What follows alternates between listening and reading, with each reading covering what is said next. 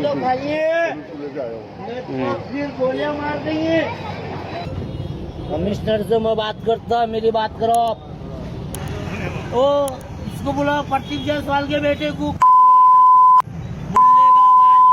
छत्रपती संभाजीनगरमध्ये अतिक्रमण हटाव कारवाईच्या दरम्यान मोठा वाद समोर आला। शागज परिसरातील अतिक्रमण हटवण्यासाठी मनपाचं पथक पोहोचलं असताना शिवसेना नगरसेवक ऋषिकेश जयस्वाल यांना थेट जीवे मारण्याची धमकी देण्यात आल्याचा आरोप करण्यात आला।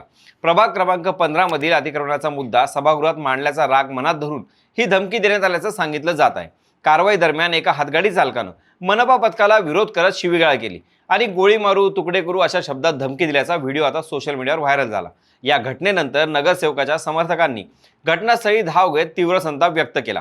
काही काळ शागज परिसरात तणावपूर्ण वातावरण निर्माण झालं होतं, मात्र पोलिसांचा बंदोबस्त असल्यामुळे कोणताही अनुचित प्रकार घडला नाही। आता या प्रकरणात मनपा आणि पोलीस प्रशासन नेमकी कोणती कारवाई करणार याकडे संपूर्ण शहराचं लक्ष लागलं आहे। सार्वजनिक प्रतिनिधींना अशा प्रकारे धमका देणाऱ्यांवरती कठोर कारवाई व्हायला हवी का? तुमचं मत कमेंटमध्ये नक्की सांगा आणि अशाच महत्त्वाच्या अपडेट्ससाठी त्याचं काय महाराष्ट्राला इंस्टाग्रामवर फॉलो करा, यूट्यूबवर सबस्क्राईब करायला विसरू नका।